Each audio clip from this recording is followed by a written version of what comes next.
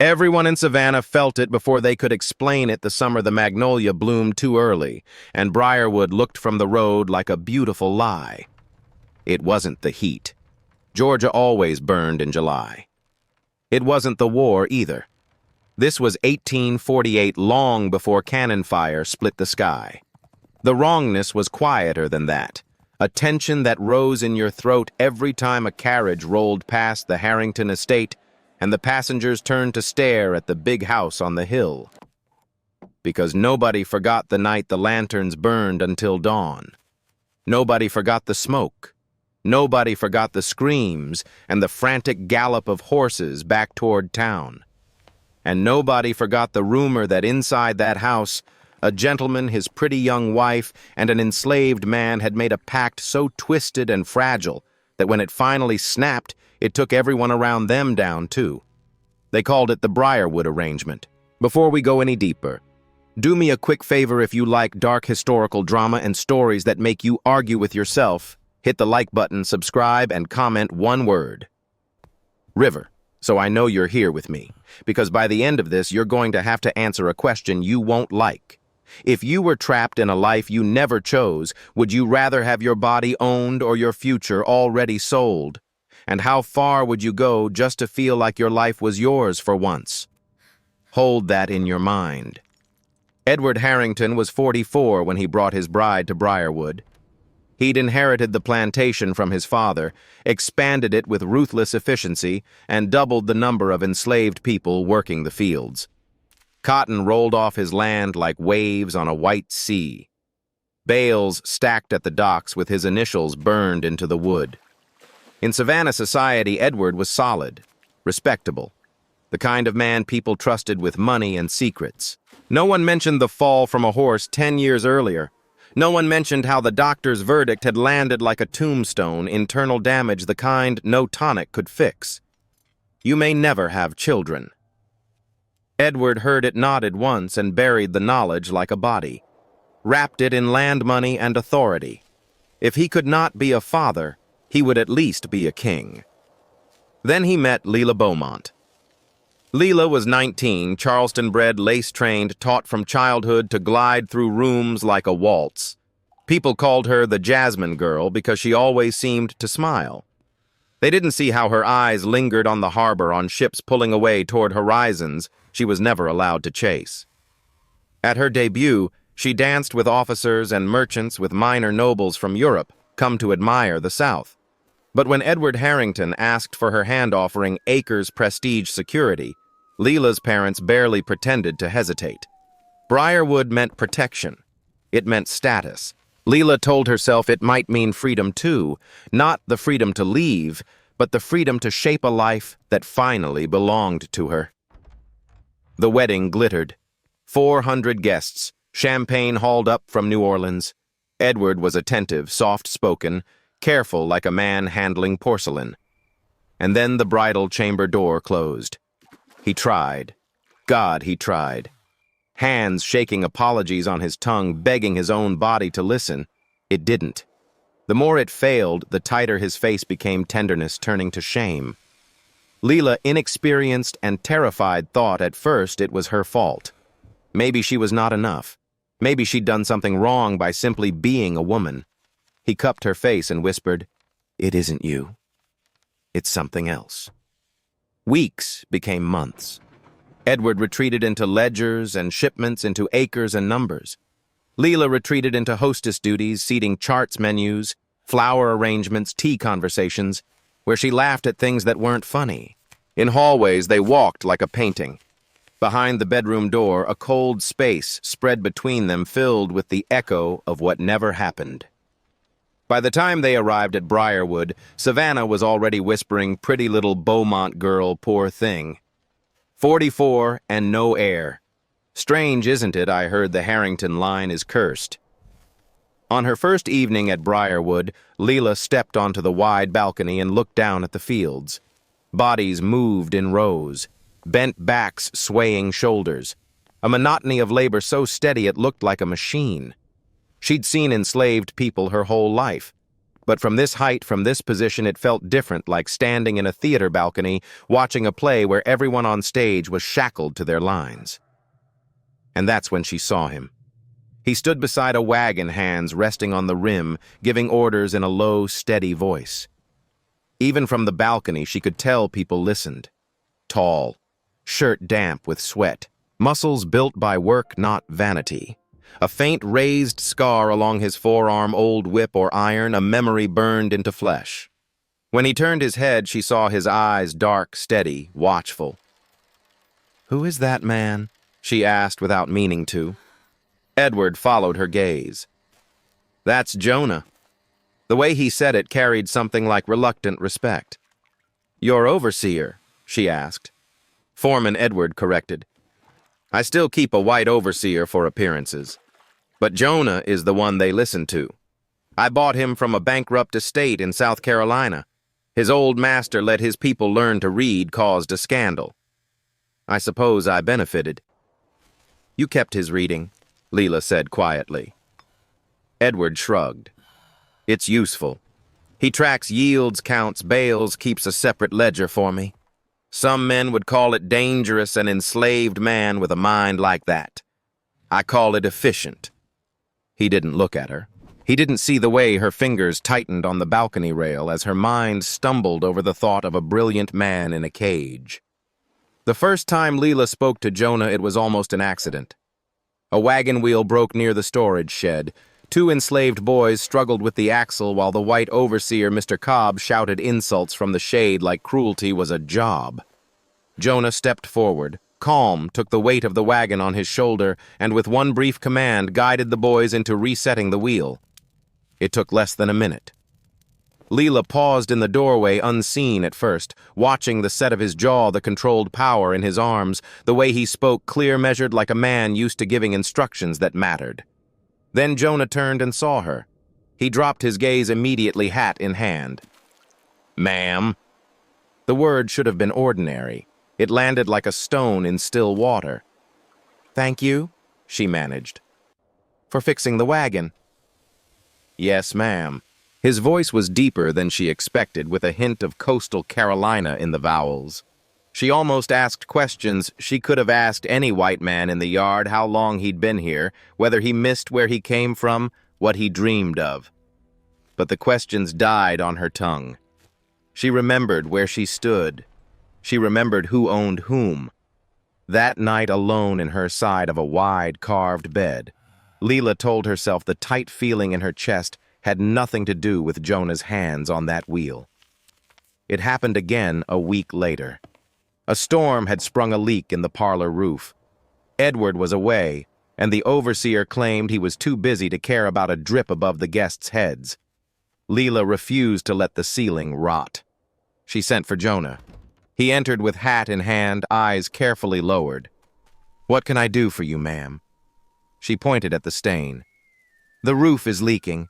Can it be fixed before the next rain?" He studied the ceiling, then the corner where water pooled. "Yes, ma'am. I'll need 2 men and a ladder. We can patch it before sundown." "Good."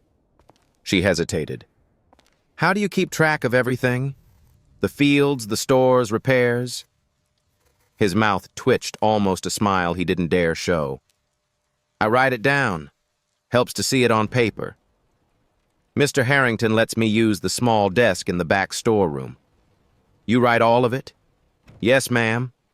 Then, before he could stop himself, "The numbers don't lie, even when people do." For a heartbeat, something sharp flashed behind his eyes. Resentment, intelligence, a truth with teeth. "I'm sorry," he added quickly. "Didn't mean disrespect." "None taken," Leela said softer than she meant. "Perhaps numbers are the only honest ones among us." Jonah looked up. Not the quick glance of obedience, but a real look. And something unspoken passed between them, recognition in a world where every glance was a risk. That night, Leela lay awake imagining him hunched over a rough desk by candlelight, scratching figures into a ledger he would never own. She had the absurd urge to bring him a good quill from Edward's study. She didn't. But she thought about it. Her days divided into 2 columns, The hours of duties and the brief, bright minutes when she might pass near the storeroom and catch a glimpse of Jonah bending over a crate, speaking quietly, lifting something heavy like it weighed nothing. She scolded herself, told herself it was wrong not only by society's rules but by any decent measure. He did not belong to her in any clean way. He belonged in a way that was grotesque. Still, when the house emptied and the heat pressed close, the loneliness inside her roared so loudly that her conscience sounded distant. The moment everything changed came on a storm day. Thunder rolled across the marshlands and the sky turned bruise dark. The field hands were pulled in early. Leela wandered the silent music room, fingers ghosting over piano keys she hadn't touched since Charleston. Music felt frivolous beside the crack of the overseer's whip. A shutter began banging open, closed, like the house itself was clapping its hands in warning. Leela tried to fasten it. The latch stuck. Wind fought her. Rain lashed her face as she leaned out. Then a pair of hands closed over the frame above hers. "Careful, ma'am." Jonah's voice was close behind her. She startled, slipped feet skidding on wet floorboards, and for one terrifying second she felt the drop. Jonah's arm shot around her waist, hauling her back into the room. The world narrowed to his grip, the heat of his body thunder outside matching the pounding in her chest. He shoved the window shut with his other hand. The latch snapped. Rain became muffled instead of stinging. They were standing too close. Her back against his chest. His breath fanned the curl of hair at her temple. For one reckless moment, neither moved. "Thank you," she whispered. "Yes, ma'am." His reply was hoarse. She turned in his arms. She should have stepped away. She knew it with the bone-deep certainty of someone raised on warnings. A white woman didn't stand this close to an enslaved man. Not ever.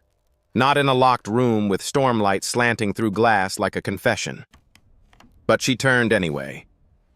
Rain streaked the window behind him. Droplets clung to his jaw, to the curls at his temple. Up close, she saw scars, faint lines on his neck, a burn mark near his collarbone, a map of what the world had done to him. "Did you hurt yourself?" she asked. "I'm fine," he said. "I've had worse." Silence thickened between them. His hand was still at her waist, not gripping, just resting there, warm, solid, real. And Leela's mouth betrayed her before her mind could stop it. "Do you ever hate me?" His eyes snapped to hers, startled. For being here, she rushed on. For being his wife. For benefiting from all this. She gestured at the house, the land, the invisible chains. Jonah swallowed. "I hate the world that put you up there and me down here," he said slowly. "But you—" He shook his head. "I don't have the luxury of hating you, ma'am. I barely have the luxury of thinking about you." It was a lie. They both knew it the instant it left his mouth. "Then don't call me ma'am right now," she whispered. For the first time, he looked at her without the shield of that word. Leela. Her name quieter than the rain. That was all it took. Later, she would stare at the ceiling in horror and still not be able to name the exact second the dam broke.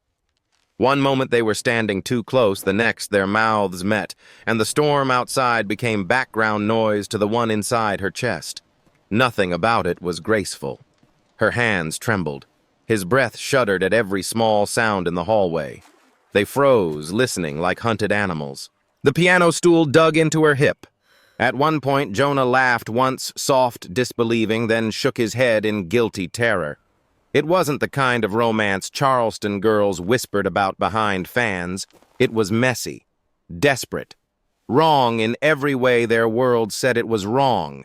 And still, when it ended and she pulled her dress back into place, hair mussed, lips swollen, she felt something she'd never felt in her carefully arranged life. Alive. "Don't say anything," she whispered, panic under the afterglow. "We can't ever speak of this. It can't happen again." "Yes, ma'am," Jonah said.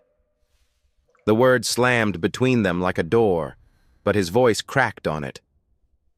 It should have been a single sin, a line crossed once, and never again. It wasn't. 2 weeks later, it happened again in the back storeroom, the one with shelves of ledgers that reduced everything to entries and values, cotton cloth, and human lives. After that, a pattern formed late afternoons when Edward rode out, early evenings when the house was quiet and the overseer too drunk to notice. Stolen minutes timed by how long a lantern burned. Leela told herself she was filling an emptiness Edward left. Jonah told himself he was protecting his position, that satisfying the mistress meant a safer life than most enslaved men ever got. Both lied. Somewhere along the way, need sharpened into something softer and more dangerous. Love. But secrets in a house like Briarwood don't stay secrets. Walls have ears, and those ears belong to people with nothing to lose and everything to gain. The first person to truly see them was Mercy. Mercy was 19 with quick eyes and a quicker mind. She worked the laundry house hands raw from lye and steam, carrying gossip between the big house and the quarters the way other people carried baskets. She'd seen Leela slip into the storeroom too many times. She'd seen Jonah follow. One afternoon, she passed the half-closed door and heard a sound that could never be mistaken. Leela's voice, breathless, saying his name. Mercy didn't tell anyone. Not because she wanted to protect them, because information like that was a jewel. You didn't throw it away. You waited until you knew how best to use it. The second person to know was Edward Harrington. He found out with his own eyes. He came home early from Savannah, sweltering and irritated from a failed meeting. Instead of entering the front, he cut through the back service hallway toward his study. He heard a muffled laugh from the storeroom, a gasp that didn't belong to a servant. He pushed the door open. For one frozen heartbeat, the world stopped. Leela, hair disheveled, dress, half-buttoned. Jonah, shirt open, chest, heaving eyes wide like a trapped animal.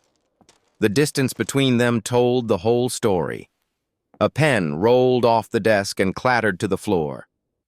Edward didn't shout. He didn't reach for the pistol in his drawer. He closed the door behind him, one tiny click louder than thunder. "Both of you," he said quietly. "Come to my study. Now." Leela barely managed to button herself. Jonah's hands shook too badly to fasten his shirt properly. They walked the hall like condemned souls. In the study, curtains drawn, dust floating in the slice of light, Edward stood behind his desk, one hand on the leather blotter, the other clenched white. "How long?" he asked. "Months," Leela whispered. He flinched just barely. He turned to her first. "Do you care for him?" She thought about lying.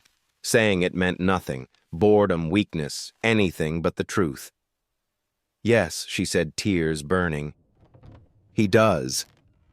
Edward closed his eyes as if the word struck him physically. He turned to Jonah. "Did you force her, or did she command you?" Jonah straightened. "No, sir. She didn't force me. I stepped over that line myself." "Because you wanted to?" Jonah looked at Leela, then back to Edward. "Because she was lonely. Because I was tired of feeling like nothing but hands and a back to beat. Because I wanted once to feel like a man and not a number in your ledger." The honesty was reckless. It hung like a blade. Edward poured himself a drink with steady hands. "I should have you killed," he said to Jonah conversationally. "Yes, sir. If word reached town, I would be ruined. Leela would be sent back to Charleston in disgrace. You'd be lynched before dawn." "Yes, sir." Edward took a sip, set the glass down, and said the last thing either of them expected. "But I'm not going to do any of that." Leela stared. Jonah stared. Edward's eyes were bright with painful clarity. "I know why this happened," he said. "I know what I cannot do. I have told myself land and money could cover it. They haven't. You found what I couldn't give." He looked at Leela. "Does he make you happy?" The question felt like poison, but it was also the first time her husband asked what she felt instead of what she should do. "Yes," she whispered. "He does." Edward's jaw clenched. He gripped the mantle until his fingers shook. "Then here is what will happen," he said. "You will continue." The words hit the room like a blown-out candle. "You will be discreet," Edward went on. "You will never give anyone cause to suspect again." He turned to Jonah. "In return, I will write a document today that says you are never to be sold. As long as Briarwood stands, you stay. A cabin behind the orchard. Work as overseer in all but name. You will not be whipped. You will not be separated from any family you make on this land." His voice went flat. "And you will keep my wife from looking like a ghost at my table." Jonah felt the ground tilt. To refuse was unthinkable. Refusal was not a luxury enslaved men had. To accept felt like binding himself to a blessing that was also a cage. "Yes, sir," he said, because there was no other answer. Edward looked back at Leela. "I have two conditions. First, you will never humiliate me in public. No looks, no foolishness. Whatever is between you and Jonah stays behind walls." "I understand," she whispered. And second, Edward said, staring into his whiskey, "I will seek comfort elsewhere too, quietly, without scandal. You will not ask from where that comfort comes." Leela understood what that meant. Any woman in the South did. The quarters, the laundry house, the cramped rooms where young enslaved women slept. Her stomach turned. "You won't hurt them?" she asked, hating herself for how small it sounded. Edward's eyes snapped to hers, wounded and hard. "Do you think you are the only one starving? I have my own shame to drown. I will be generous." They both understood generosity didn't make it right. That afternoon, in a study that smelled of whiskey and rain, the Briarwood arrangement began, three people balancing their private hunger on the bodies of people who had no say at all. By day, Edward remained the impeccable master. Leela became the graceful hostess. Jonah ran the fields with a face like carved stone. By night, lines blurred. Jonah moved into the cabin behind the orchard. It was larger than any space he'd ever had. Leela sent linens and furniture under the excuse of respectable foreman quarters. Mercy carried half of those things. She noted which trunks returned and which didn't. Edward began visiting the quarters after dusk. Whispering spread about which girls were called to the master's room, which came back with new shoes or a silver pin. The longer it went on, the less it felt like a secret, and the more it felt like the entire plantation had been dragged into a play written by one man's shame. In the orchard cabin, something real grew anyway. Leela and Jonah talked. About books Jonah had read, Shakespeare, the Bible pamphlets smuggled from the north. About Charleston ballrooms and auction blocks. About dreams neither dared say in daylight. Jonah confessed he'd once wanted to be a preacher before a master died and left him to the market. Leela confessed she'd wanted to paint, to travel, and capture places on canvas instead of in compliments. "Do you ever think about freedom?" she asked him once. "I think about it every time I wake up," he said, "and every time I go to sleep. But thoughts don't open gates." "You could run," she whispered. "And then what?" His smile was small and bitter. A black man with scars on his back walks into a cold town, asks strangers to take him in. Best case, I break my back for someone else. Worst case, the law sends me right back here. If you had papers, Leela began and stopped because she knew exactly where those papers lived in Edward's desk drawer. And she knew what the world did to women who helped enslaved men run. For now, the cabin felt like the only place she could breathe. She wasn't ready to lose it. Months passed. Whispers grew. And then Leela made one mistake, the kind that seems brave in the moment and fatal afterward. It started with missing stores, sacks of flour, a barrel of molasses. The white overseer Cobb had always resented Jonah's authority. A thin-mustached man with a thinner soul, convinced a whip solved everything. When the storeroom report came up short, Cobb saw his chance. He gathered the quarters in the yard, whip coiled in his hand. Responsibility comes with a price, he announced, and someone's going to pay it. He bound Jonah to the post himself. Children clung to skirts. Old men stared at dirt. Jonah gripped the rough wood jaw clenched. Cobb lifted the whip. From the balcony, Leela heard the crack of leather and felt her blood turn to ice. She didn't think. She ran. Slippers slipping on polished stairs, skirts tangled, a maid calling after her, but she didn't stop. She burst into the yard as Cobb's arm rose again. "Stop!" Her voice carried like a gunshot. Everything froze. Cobb turned, whip mid-arc eyes narrowing at the sight Mistress Harrington, hair-loose dress, half-buttoned, standing between the house and the whipping post like a queen charging into battle. "You will put that whip down," she said, breathless. "Ma'am," Cobb drawled, "Mr. Harrington gave me authority." "And I outrank you in this house," Leela snapped. "You will not lay a hand on Jonah again without my husband's consent. If there is a shortage, we will find the cause without blood." The yard hummed. A whisper ran through the crowd.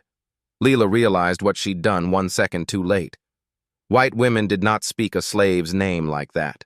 Not with that much fire. Not while standing between him and punishment like a shield. Cobb's mouth curled. "As you wish, ma'am. I'll be sure to tell the master you value this boy's back more than his stores." Threat wrapped in politeness. Edward fired Cobb the next day, sent him away with money, and a warning never to show his face in Chatham County again.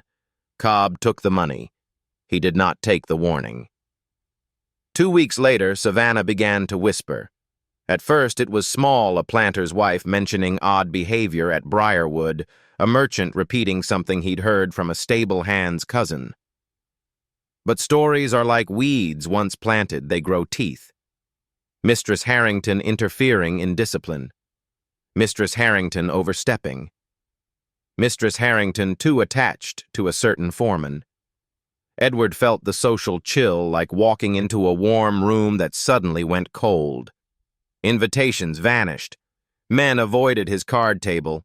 A church deacon visited to speak about appearances and concern for the community. Briarwood was rotting from the inside and the smell had reached the gates. Edward called Leela and Jonah to his study again. This time, he didn't bother with kindness. "We can't go on like this," he said. "Not now that Cobb is running his mouth." "What are they saying?"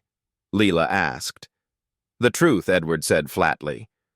"Or close enough that the difference no longer matters." He stared at the decanter for a long moment, then turned to Jonah. "I'm going to free you." Leela and Jonah froze. Edward opened a drawer and pulled out a folded document. Manumission papers, signed and witnessed, filed at the courthouse in Savannah tomorrow. Jonah's heart slammed against his ribs. Freedom. A word he'd barely let himself imagine. "You'll give him his freedom," Leela breathed. "Yes," Edward said, "and then he will leave." "No," Leela said instantly. "Edward, I can and I must." Edward cut in, voice shaking now. "If Jonah stays, it's only a matter of time before they put it together. And they will not just destroy us. They will destroy him in ways you cannot imagine." He swallowed hard. "Do you understand what they do to black men accused of touching white women?" Leela did. Stories whispered behind fans, since girlhood trees ropes, crowds bringing their children to watch. Edward placed the papers on the desk, then a small leather pouch. "Money," he said to Jonah. "Enough to get you out of Georgia." Jonah stared at the paper, at the money at the door. Freedom bought with exile. "If they ask where he's gone?" Leela whispered, "What will you say?" Edward exhaled. "I'll say I discovered impropriety with a woman in the quarters and sold him south in disgrace." Jonah's voice was quiet, bitter. "And they'll believe you. They will want to," Edward said. "It confirms what they already think about men like you." Silence settled. Rain tapped at the window like a memory. Jonah picked up the papers with numb fingers. "You're really setting me free. After everything." Edward met his eyes. For once there was no superiority, only tired honesty. I should have set all of you free long ago. I didn't. Don't mistake this for virtue. It's desperation. Then his gaze flicked involuntarily toward the ceiling toward the nursery upstairs. I'm trying to save my son, Edward said. The word slipped out like a confession. Leela stiffened. Jonah's eyes sharpened. Edward closed his eyes. When he opened them, the last layer of pretense was gone. I can count months, he said quietly. I chose to love him anyway. I chose to call him mine. But the world will not be kind if given reason to doubt. Jonah felt the room tilt again. Thomas, curly-haired, bright-laughing, toddling across a yard, he didn't understand Jonah's son wearing Edward's name like armor. If you stay, Edward said to Jonah, you endanger him as well as yourself. If you go, you give him a chance to live as he was born to live, even if the lie of his birth is written in my name instead of yours. Leela's face went pale with grief. When she whispered, within the week, Edward said. Before Cobb's stories grow legs too long to cut. Leela stood chair-scraping. It's too fast. Jonah crossed the room, reaching for her hands, stopping an inch away, even now afraid of what touch could cost them. Leela, he said softly, look at me. She did, and it nearly broke him. If I stay, I die, he said. Maybe not today, maybe not tomorrow. But eventually. If I go, I live. And if I live, maybe I do more than count cotton. Maybe I help others out of this hell. He lifted the paper. This might open a gate. And Thomas Leela whispered. Jonah's throat tightened. If I go, he keeps his name, his safety. Sometimes love is not a kiss. Sometimes it's choosing the knife that cuts you instead of the one that kills you. Jonah took the papers. He took the money. Then instead of slipping away quietly, he went to the quarters and started whispering. A route north. People who could help. Boatmen who didn't ask questions if you paid in coin and silence. Mercy listened with narrowed eyes. You planning to take anyone with you or leave us all to rot? Jonah met her stare. I'm taking whoever's brave enough to walk. Within days, the plan had shape 5 families, 15 people. Children small enough to carry or hush. Adults strong enough to walk and smart enough to stay quiet. They would leave the night before Jonah's supposed departure slip through cypress trees follow the river north until they met a boatman Jonah owed. Freedom always, rumor, finally had a route. The night of the escape smelled like wet earth and honeysuckle. Crickets sang like they didn't know history was holding its breath. In the big house, Edward sat at his desk staring at an untouched glass of brandy. Upstairs, Thomas slept with his thumb in his mouth. Leela moved from window to window in a white nightgown, glowing like a restless ghost. In the quarters, doorways opened without light, and bodies melted into trees. Mercy carried a bundle of everything she owned that wasn't nailed down. An old man wore shoes around his neck, refusing to put them on until no one owned him. Jonah walked at the front papers against his chest money at his belt heart, lodged between his throat and ribs. They might have made it clean. But stories like this are never that simple. A stable boy saw shadows moving through the trees and ran to the new overseer, a lean, sharp-eyed man named Pike, who prided himself on never being surprised. A bell clanged. Shouts split the night. The escape exploded from whisper to open flight. Run, Jonah hissed, pushing a child toward the dark. Run now. Torches flared, horses screamed, and in the chaos, Thomas appeared. No one knows exactly how it happened. Maybe Leela heard the bell and panicked. Maybe she grabbed her child without thinking. Maybe the child woke, cried, reached for the only arms that ever felt like shelter. All anyone saw was Jonah silhouetted against torchlight with Thomas in his arms. Then the boy's cry pierced the night. Papa. The word sliced through Leela's chest. It sliced through Edward's, too.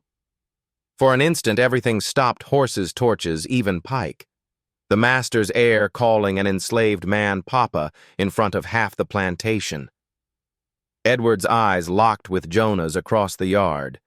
Every lie and compromise balanced on that moment like a glass about to fall. Edward lifted his pistol. Leela screamed. Jonah tightened his grip, turning slightly so if the shot came, it would hit him and not the child. Edward fired. The shot cracked, and a lantern shattered on the barn wall 3 feet from Jonah's head. Oil spilled. Fire ran hungry across dry wood like it had been waiting all summer. Fire, someone screamed. Chaos swallowed the yard. Men dropped torches to run for buckets. The neat pursuit dissolved into frantic lines of water and shouting as people fought to save hay and animals. In the confusion, Jonah ran toward the trees. Thomas clung to his neck, sobbing. "Give him to me!" Leela cried, bare feet slapping dirt as she reached the steps. "Jonah! Give him to me!" Jonah spun. Breath-ragged smoke already in the air. If he took the child, they would hunt Leela to the end of the earth. If he left him, the boy might live. Thomas clutched Jonah's shirt with tiny hands. "Don't go, Papa." The word rang like a curse and a prayer. Jonah's vision blurred. "Look at me, Thomas," he said, forcing his voice steady. "You listen to your mama. You do what she says. You grow up strong. You hear stronger than me." Thomas hiccuped a nod. Jonah pried the small fingers free one at a time and handed him to Leela. Their hands brushed one brief touch, a lifetime in a second. "I will come back," Jonah whispered. Leela shook her head, tears streaking. "No," she said, voice breaking. "You will live. That is how you come back. Live in a world where boys like him and men like you aren't torn apart for touching hands in the dark." The barn roof caved with a scream of wood. Sparks soared. Pike shouted on the far side of the yard. Men began to remember there had been an escape, not just a fire. Jonah stepped back. Then he turned and ran into the trees. 15 people vanished with him, swallowed by cypress and river. Dogs were brought out later, but smoke confused their noses. By dawn, only footprints at the riverbank remained. Some said the flood took them. Some muttered Yankees. Some spat the word abolitionist like it was poison. No one said aloud the thought that hung heaviest, that Edward Harrington had fired wide on purpose. Edward stood in the barn's ashes with soot on his face and silence in his throat. He didn't answer Pike's accusations. He didn't answer the sheriff. He didn't answer the planters who murmured about control and manliness and keeping one's house in order. He went back to his study, poured a drink, and burned the ledger that held Jonah's name. Leela didn't watch. She sat on the nursery floor with Thomas in her lap, rocking him while he slept, whispering stories about a river and a man with steady hands and a voice like a drum. She told him none of the truth and all of it at once. The official story in Savannah went like this. Enslaved people attempted to run. The overseer had been lax. He was dismissed. The Harringtons suffered a regrettable barn fire but contained it heroically. Rumors of impropriety were baseless slander. Matter closed. The true story survived in whispers. Mercy made it north. Through miracles and hard decisions, she and the others reached a city where the Fugitive Slave Act was enforced unevenly. Some crossed into Canada. Jonah changed his name twice. He learned to wear freedom like a coat that never quite fit warm enough, but always tight in the shoulders. He never saw Leela or Thomas again. But he kept another promise to himself. He worked docks, then carpentry, then found a church that welcomed him not as property, but as brother. When coded quilts hinted at safe houses and secret messages moved through quiet hands, Jonah stood in doorways holding lamps. People began calling him Brother John. The name stuck like a second skin. At Briarwood, life bent, but didn't break. Edward stopped visiting the quarters. Whatever hunger drove him there burned out in fire and guilt. He turned all his attention to Thomas, molding the boy into an heir who could stand in rooms Edward himself no longer entered with confidence. Leela grew quieter. She played piano more often, old hymns, wordless melodies no one else recognized.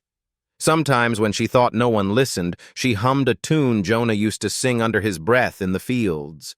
The war came later. Cotton burned. Men marched. Briarwood's fields turned from white to brown to blood red. By emancipation, Edward's hair had gone white, and the house filled with talk of ruin and reconstruction. When Edward died in 1871, Thomas inherited less than expected. Edward had sold parcels quietly for years, paying debts no one knew he owed. One debt sat in a northern bank under a name Thomas didn't recognize. "Who is John Rivers?" he asked Leela, sorting papers at the desk. Leela's hand trembled on the back of his chair. "An old employee of your father's," she said. "Someone he believed he owed more than he could ever repay with words. Did we ever meet him?" Thomas frowned. "I don't remember." "You did," Leela said, voice distant. "Once, when you were too young to understand." Thomas shrugged, more interested in figures than ghosts. Years passed. Then, in 1899, long after the last bale of Briarwood cotton, a letter arrived from a church in a northern city Thomas had never visited. It wasn't addressed to him, but to the widow Leela Harrington or her heirs. Inside was a note from a pastor. A man named John Rivers had recently passed and left a small package with instructions. "Send this to the lady of the Georgia house if she still lives. If not, send it to the child of the house. He will know what to do." The package held a wooden toy horse worn smooth by years of handling, and one sheet of paper written in a hand that wobbled but still carried familiar steadiness. "Tell the boy I kept my promise. I lived. Tell her the river carried me where she said it would. Tell them both I never forgot. No signature, only a small, careful J." Thomas stared at the letter, the toy horse, and felt an echo of a memory smoke in the air, arms holding him tight. A voice saying, "Grow up strong." He brought it to his mother. Leela was old, then hair thin and white fingers gnarled with arthritis elegance, still hanging on her like a habit. She read it once, twice. Then she laughed, soft, impossible, a sound Thomas hadn't heard since he was a child. "Is it from someone you knew?" he asked. "Yes," she said. "From a ghost." He waited. She didn't elaborate. "Do you want to tell me about him?" Thomas ventured. Leela looked up at her son, at his skin just a shade darker than hers, at the shape of his jaw she'd traced with her eyes 1,000 times. "No," she said gently. "Not yet." Then she added, "But I can tell you this, Thomas. There were people on this land whose names were never written in the front of our family Bible. But they are carved into the bones of everything you own. If you wish to honor your father's debts, you will remember that." Thomas nodded slowly, the weight of words he didn't yet understand settling on his shoulders. Leela died in 1901. Her last words, whispered to a young nurse who leaned close, were simple. "Tell him. Tell Jonah." The river was beautiful that night. The nurse who'd never heard the name Jonah assumed the old woman was dreaming. She patted her hand and didn't write the words down. Leela's journal, filled with names and dates and memories, ended up in a trunk. The trunk ended up in an attic.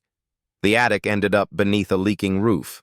Years later, children found the pages half-molded and unreadable. They tore out the blank sheets to draw on.